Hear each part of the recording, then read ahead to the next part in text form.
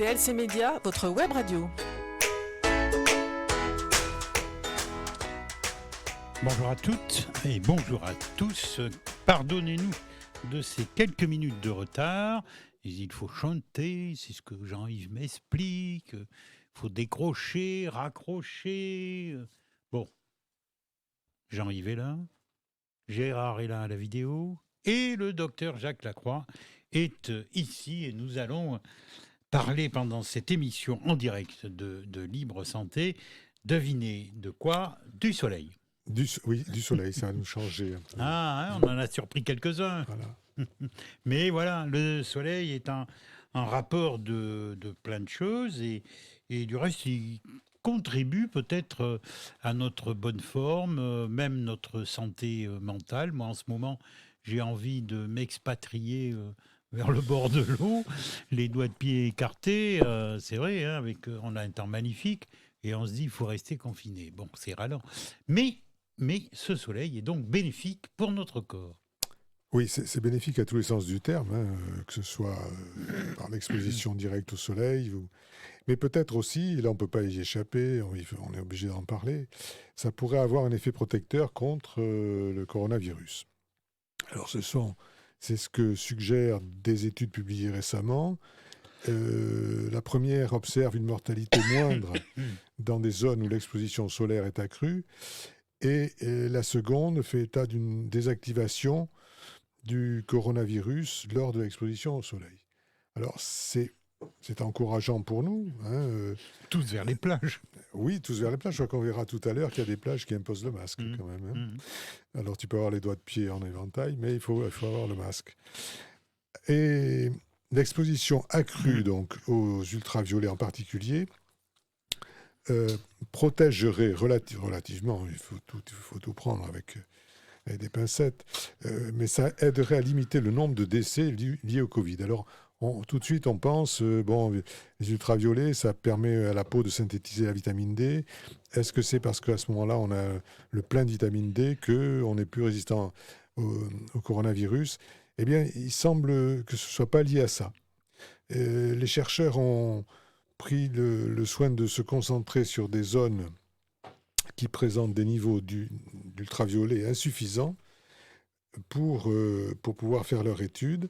Et il semblerait plutôt, ce sont les Écossais qui disent ça, que l'exposition au soleil entraîne la libération d'acide nitrique, d'un oxyde nitrique, monoxyde d'azote par la peau. Et des études en laboratoire ont montré que ça pouvait réduire les capacités du coronavirus. Alors, est-ce que c'est lié à ça? Est-ce que c'est lié à la vitamine D? On ne sait pas trop. Mais il est à peu près évident quand même qu'une exposition accrue au soleil est liée à une diminution de l'activité du coronavirus. Bon, donc c'est bien ce que je disais.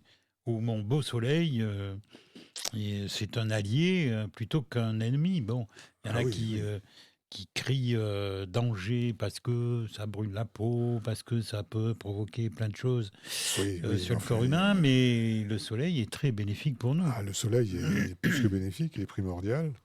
Alors évidemment, entre ceux qui s'y mettent de 10h du matin jusqu'à 18h le soir, sans bouger, c'est...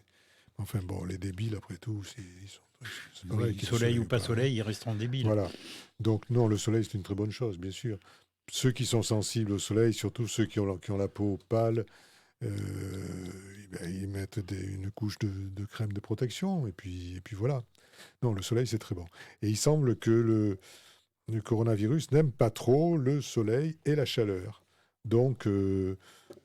Alors, est-ce que ce soleil peut faire disparaître le coronavirus? Alors, selon une étude brésilienne... Une question importante. Oui, si on a ce scoop, ça serait pas mal. Brésilienne, et à ce propos, on peut dire deux mots du Brésil, parce qu'on tape dans les médias sur le Brésil parce qu'on n'aime pas son régime politique, mais en fait, ça n'a rien à voir avec l'épidémie de coronavirus. On dit qu'il y a eu, je ne sais pas combien de millions de morts au Brésil. Oui, il n'y en a pas plus qu'en France. Si on les rapporte à la population, c'est la même chose. Et c'est un pays beaucoup plus sous-développé sur le plan sanitaire que chez nous, quand même. Donc, on peut se poser quelques questions. Mais selon une étude brésilienne, la transmission du coronavirus baisse. euh, Une étude brésilienne. Hein. oui, Mhm. oui. Jusqu'à 25 degrés. Après, elle se stabilise.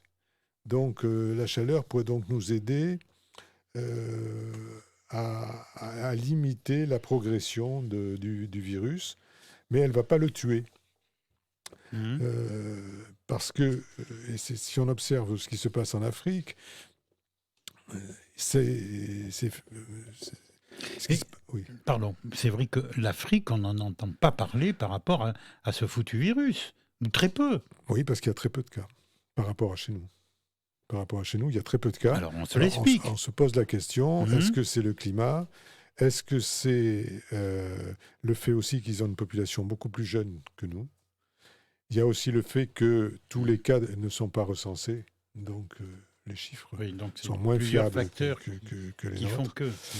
Mais il y a, pour certains chercheurs, en particulier du CNRS, on constate une intense propagation du virus en Europe, alors que justement l'hiver n'a jamais été aussi doux. Donc, alors, contrairement à ce qu'on peut penser, c'est pas ni la chaleur ni le froid sec qui tue les virus, c'est d'autres conditions météo qu'on ne compte pas, qu'on ne connaît pas très bien. Euh, mais il vaut mieux pas trop compter sur la seule arrivée des beaux jours pour infléchir les décisions de nos On a déjà une politiques. première expérience de l'an dernier. Oui. Après la période que l'on a connue, là, mars, avril, mai, l'été. Alors oui, parce que après on a changé de virus. C'est-à-dire tous les virus ont une vie et puis et ensuite Mhm. une mort. Et la première épidémie, contrairement à ce qu'on dit, c'est pas une deuxième vague de la même épidémie. C'est une autre épidémie Ah, ça, on l'a pas trop dit. Hein. avec un cousin. Avec un cousin Ouais, mais virus. on l'a pas trop dit, ça. Moi, je Oh pense là, que. ils en parlent quand même. Ils disent les variants, enfin, ce sont des mutations, quoi. Ouais. Mutations. Et alors, il y a un problème là qui semble. Il faudra voir si ce problème se confirme. Certains chercheurs prétendent que certains vaccins, je ne sais plus lesquels, favorisent les mutations du virus et ne protègent pas contre le virus mutant. Et que certains produits, comme le remdesivir au départ, qui a été abandonné, favorisaient la mutation du virus. Donc on n'est pas dans la merde, quoi. Enfin, bon. On ne parle pas du vaccin.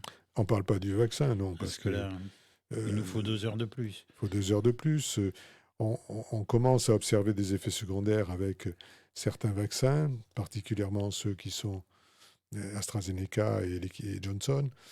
Mais c'est vrai aussi qu'il y a très très peu de cas par rapport au nombre de gens vaccinés. Donc le bénéfice-risque est quand même en faveur du vaccin. Oui, mais enfin, pour ceux qui ont Mais des problèmes pour derrière. ceux qui ont des points de derrière, pour ça que les gens qui ont eu déjà des tendances à faire des phlébites, qui ont déjà eu des phlébites ou des embolies pulmonaires, ben, il ne faut pas qu'ils se fassent vacciner, c'est sûr. C'est sûr. Yeah, Alors AstraZeneca, je n'ai pas de données précises. il va être arrêté, ce vaccin, complètement, Astra, non? ben oui, il y a des pays qui l'ont déjà abandonné. Est-ce qu'il est plus thrombogène que le Pfizer? Pour l'instant, on ne sait pas trop, parce que le Pfizer, il n'y a pas trop de cas décrits, mais moi, j'en ai un dans ma... j'ai une femme qui a fait une embolie pulmonaire 15 jours après avoir été vaccinée avec le Pfizer. Est-ce qu'il y a un lien ou pas? Ça reste... Alors, j'ai signalé le cas, évidemment, à l'agence qui s'occupe de pharmacovigilance. Bizarrement, j'ai pas eu de réponse, alors que quand on signale des cas, généralement, dans les jours qui suivent, dans la semaine qui suivent, on a un coup de fil d'un médecin pour demander des précisions. Là, j'ai pas eu de réponse. Enfin, on verra bien. On verra bien. Et ce qui pourrait faire chuter la transmission, quand même, c'est la hausse des températures. Ça, il semble on parlait des Brésiliens, ben, ils ont remarqué qu'une augmentation de 1 degré entre 16 et 25 degrés diminuait la transmission de 4%. Bon, Oui, ce bon. sont des chiffres, tout ça. Oui, hein, oui, mais, c'est bon à prendre. et puis, ce sont dans des villes avec un climat subtropical. Mais pour l'instant, donc, on peut espérer que la chaleur va faire diminuer effectivement la virulence du virus, Mais ce qui reste extrêmement important, c'est les gestes barrières. C'est le masque en atmosphère confinée. C'est à l'extérieur, je le dis, je le redis, sans crainte, ça ne sert strictement à rien. Mais Les mains. et surtout le lavage des mains. Voilà. Bon, alors on va peut-être faire une première pause, parce qu'autrement notre ami Jean-Yves, bien évidemment, va continuer sa sieste, et nous allons nous retrouver dans quelques minutes. Ces médias, La web radio de Coutras. Voilà. Nous avons des changements assez brusques dans les oreilles, mais ça c'est notre ami Jean-Yves, il se venge comme il peut. Il s'est réveillé, et donc voilà, et tac, prends ça dans les oreilles. Alors nous sommes en direct, bien évidemment, avec le docteur Jacques-Michel Lacroix. Nous sommes dans l'émission Libre Santé, que vous retrouvez toutes les semaines, une fois en direct, une fois c'est la rediffusion. Aujourd'hui, devinez de quoi nous parlons. Mais là, nous allons parler du Covid, mais ça m'intéresse. C'est l'immunité quand on a eu le virus. Comment ça se passe? Parce qu'on entend plein de choses. On n'est plus contagieux 8 jours après, d'autres disent ça, c'est 3 semaines. Enfin bon, on entend plein de choses. Moi, j'aimerais entendre la vérité. Alors, la vérité, ça va être un peu difficile parce que il n'y a pas une vérité, il y a des vérités. Mmh. Il semble qu'il y ait une immunité chez ceux qui ont été contaminés, oui, qui dure plus ou moins longtemps, on va voir combien, mais qui ne protège pas apparemment des mutants. C'est-à-dire que si c'est un autre virus qui arrive, on n'est pas protégé. Du tout. C'est difficile à dire. Oui, d'accord. Difficile à dire parce que pour l'instant, on en est encore au stade expérimental. C'est comme pour les vaccins. Je veux dire, on découvre toute cette pathologie. Même après 1 an, Oui. oui, ça prend du temps. En plus, c'est difficile d'avoir des informations extrêmement fiables parce que comme il y a des intérêts énormes en jeu dans toutes les informations, derrière toutes les informations qu'on dit, c'est difficile de faire le tri parmi ce qui est un peu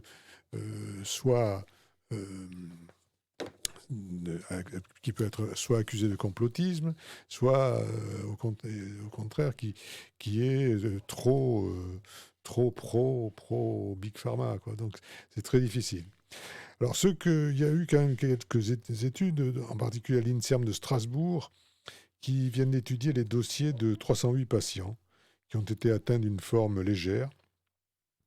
Et ils ont constaté qu'il y avait des anticorps chez 98% des patients dans les 3 à 6 mois après l'infection. Donc, 3 à 6 mois après, ça ne veut pas dire immédiatement avant, forcément. Hein, immédiatement après, je veux dire. Et ils se sont aperçus également que ce taux d'anticorps diminuait avec le temps. Ça diminue progressivement et ça diminue plus ou moins vite selon les individus. Alors donc, il est très difficile d'avoir une règle et de pouvoir dire vous avez eu la Covid à telle date, vous êtes encore protégé. Non, on ne peut pas le dire. Il semble que quelques mois soit un délai qui soit raisonnable, à peu près admis par tout le monde. Oui, mais quelques mois, c'est 2 mois, c'est 12 mois. Ben voilà, ça peut être peut-être 12 mois pour certains et 3 mois pour d'autres, quoi. C'est très difficile. Et en plus, non seulement ça varie d'un individu à l'autre, mais en plus ça varie d'un sexe à l'autre. Les femmes seraient bien plus résistantes que nous. Il semble qu'elles développent des défenses Comme plus d'habitude. rapidement, oui, plus rapidement et plus efficacement que nous. Après l'infection, le taux d'anticorps anti-Covid est en moyenne un peu inférieur chez les femmes, mais avec le temps, il diminue moins vite. Donc, elles en ont davantage pendant plus longtemps. Mais ça, on savait déjà que les différences entre hommes et femmes, contrairement à ceux qui veulent dire que la différence entre les hommes et les femmes n'est qu'une construction sociale, c'est quand même biologique. Et on a constaté que la sensibilité à certains vaccins variait selon le sexe, à tel point que certains avaient proposé, je ne me souviens plus pour quel vaccin c'était, de ne faire qu'une injection aux femmes alors qu'il en fallait 2 chez les hommes. Parce qu'elles conservent un taux d'anticorps justement plus important, plus longtemps. Et ces chercheurs-là, ceux de Strasbourg, donc, qui ont fait ces recherches très, très récemment sur la Covid, ont formé 2 groupes. Un premier dans lequel l'immunité était la plus longue et le second dans lequel cette période de protection était raccourcie. Et dans le premier groupe où l'immunité est la plus longue, eh bien, il y a beaucoup plus de femmes que dans l'autre. Donc c'est bien, ça confirme bien donc que l'immunité féminine est plus longue, dure plus dans le temps que l'immunité masculine. Parce que d'une manière générale, la réponse humorale, c'est-à-dire la réponse de fabrication des anticorps dans le sang et dans les cellules, est plus fiable, plus performante que chez l'homme. Alors, c'est comme ça qu'on s'explique la différence d'immunité entre l'homme et la femme. Alors, pourquoi justement cette différence ? Pourquoi cette différence ? Et évidemment, on va dire, ça vient des gènes et des hormones. Il semble que oui. Il semble que oui. Une grande partie des gènes de l'immunité, des gènes, c'est-à-dire le logiciel qui va permettre la fabrication d'anticorps, là, une grande partie de ces gènes sont portés par les chromosomes X. Or, vous savez, cher Lionel, que si vous êtes un homme, c'est parce que vous avez un X, moi aussi, plus un Y, alors que les femmes ont 2 X. Ce qui fait qu'elles ont peut-être plus de possibilités de fabriquer, enfin plus elles ont plus de gènes, oui, qui codent la fabrication d'anticorps. Alors ça vient peut-être de là. Et cette étude a été reprise dans d'autres domaines, et ça permettrait peut-être de modifier les stratégies vaccinales, c'est ce que je vous disais tout à l'heure, où on pourrait, pour certains vaccins, les adapter en fonction du sexe, c'est-à-dire ne faire qu'une vaccination chez la femme et 2 chez l'homme. Et tout ça a été donc réaffirmé par cette étude du professeur Fatih Kremer à Strasbourg.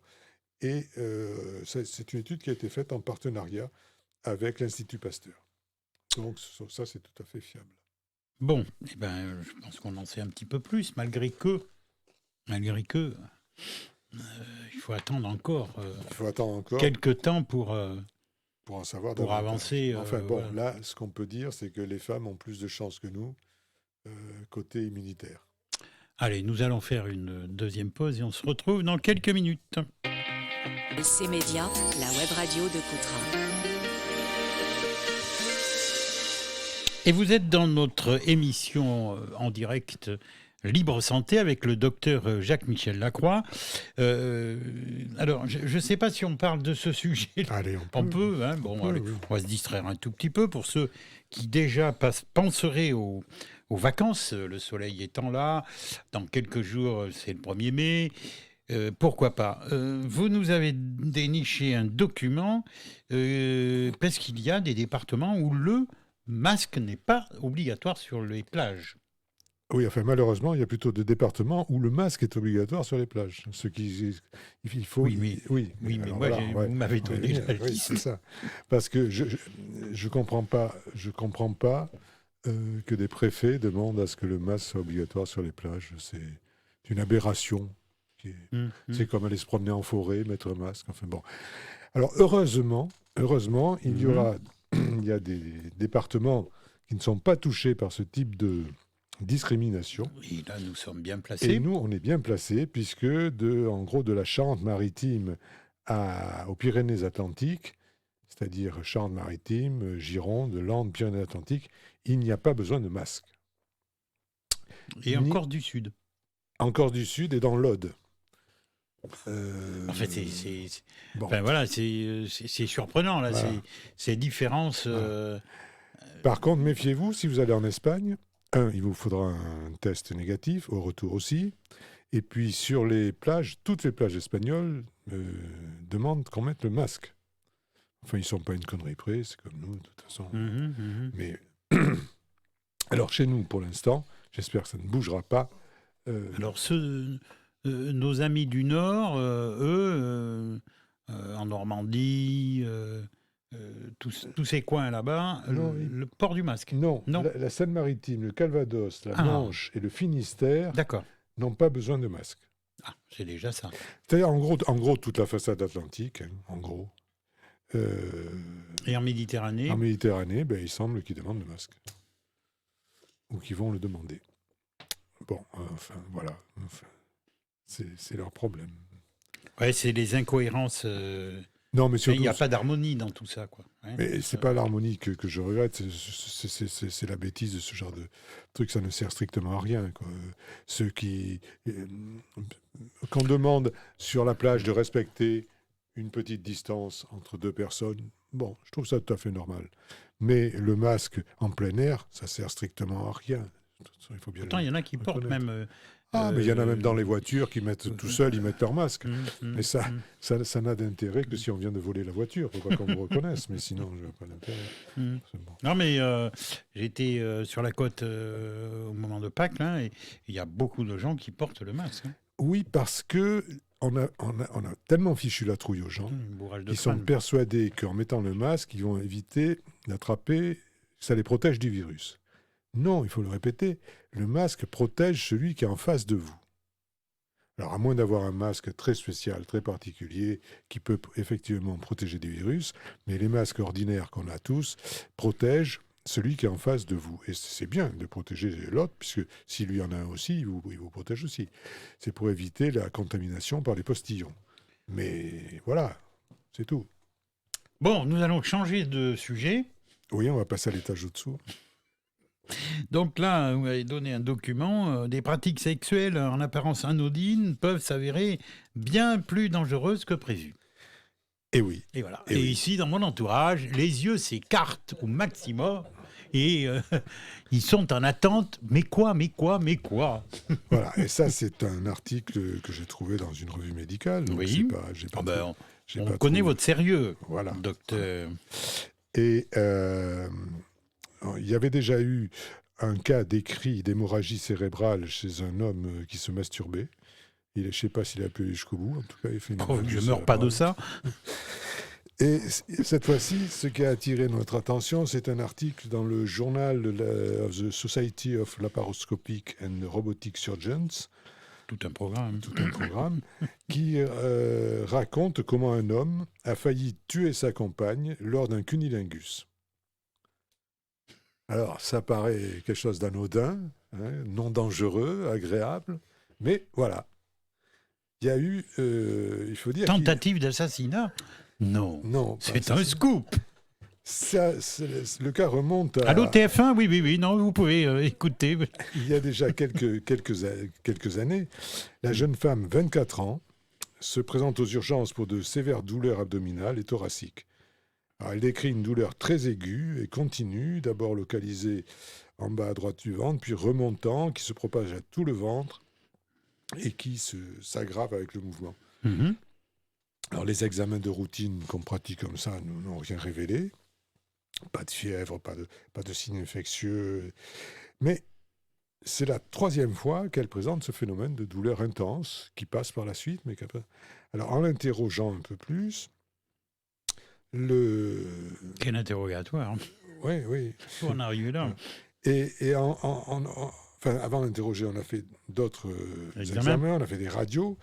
Et là, on a vu qu'elle avait un pneumopéritoine, c'est-à-dire de l'air dans la cavité abdominale et qui s'était accumulé entre le foie et la paroi abdominale. Bon, alors ça, c'est pas fait pour ça, c'est pas très dangereux en soi, mais c'est extrêmement douloureux. Bon. Ça peut arriver quelquefois lors d'interventions chirurgicales ou lors de ponctions, ou lors d'une perforation du tube digestif, mais ça n'arrive pas comme ça spontanément. Alors on se demandait pourquoi elle avait ça, surtout qu'elle était jeune, en bonne santé. Alors en interrogeant la patiente, les médecins s'aperçoivent que les 2 épisodes de pneumopéritoine qu'elle avait eu avant étaient survenus chaque fois après des rapports sexuels. Alors là, ils ont commencé à dire, tiens, c'est un peu bizarre. Et rapports sexuels au cours desquels son partenaire avait pratiqué un cunilingus. Mhm. Et il avait une C'est particularité. une musique un peu comme pour les nouvelles, et un truc très mystérieux. Et ce monsieur avait une particularité lors de cet acte-là. Il ne se servait pas que de sa langue, il insufflait de l'air dans le vagin. Ben voyons. Il soufflait dans le... Alors pourquoi C'est une paille? Apparemment non, il devait insuffler d'ailleurs assez fortement. Et donc, il y a une quantité de gaz non négligeable qui a été De l'air, admise de l'air. oui, Oui, de de gaz, oui, d'air, oui, De c'est l'air, ça. hein. Et le fond du vagin, au fond du vagin, il y a l'utérus. Mhm. L'utérus, c'est un petit orifice quand même, donc l'air est remonté dans l'utérus. L'utérus, il y a des petits tuyaux qui partent de chaque côté, ce sont les trompes de Fallope qui vont aux ovaires, et ce sont des tuyaux. Donc l'air est remonté par là, dans la cavité abdominale, et a fini par lui donner un pneumopéritoine. Voilà, donc c'est quand même assez bizarre, parce que le cunnilingus, ça consiste à stimuler le clitoris et la vulve de la femme avec la langue, les lèvres, mais il est rare qu'on souffle dedans, quand même. Il faut pas... Et s'il avait aspiré? Faut pas prendre quand même le vagin pour une trompette, quoi, hein. C'est quand même un peu... On aura tout vu, franchement. Oui, mais c'est pourtant une... Heureusement qu'il n'est pas musicien, parce qu'il avait joué du saxo en même temps. c'est quand même... c'est tout à fait vrai, ça s'est bien passé, parce qu'après, l'air finit par se résorber, mais ça peut provoquer aussi... Pour être sérieux, ça doit être douloureux aussi. C'est douloureux. Et puis, si par hasard l'air pénètre dans un vaisseau, ça peut provoquer une embolie gazeuse qui peut être mortelle. Donc, le cunnilingus est quand même certainement une pratique extrêmement agréable, mais ne soufflez pas dans le vagin. Tu vois, Gérard, je te l'avais dit qu'il fallait en parler au docteur Lacroix. Hein.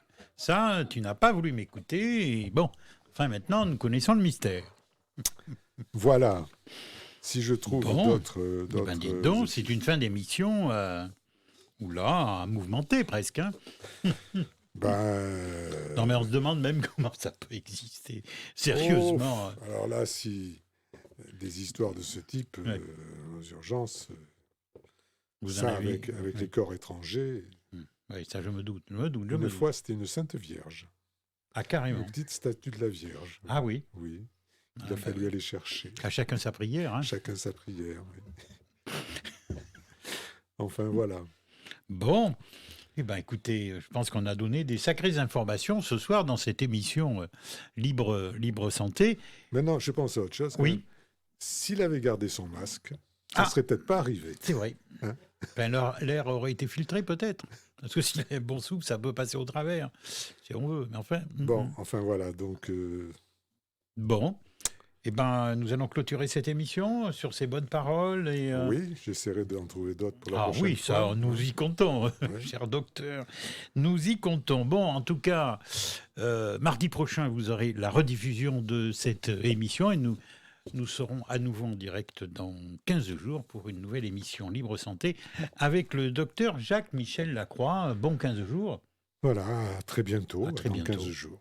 Et puis, il y aura deux petites secondes, on va annoncer quand même qu'à 18h, nous avons la présence ici dans nos studios en direct, la présence de Jérôme Cosnard, qui est maire de Coutras, donc restez à l'écoute.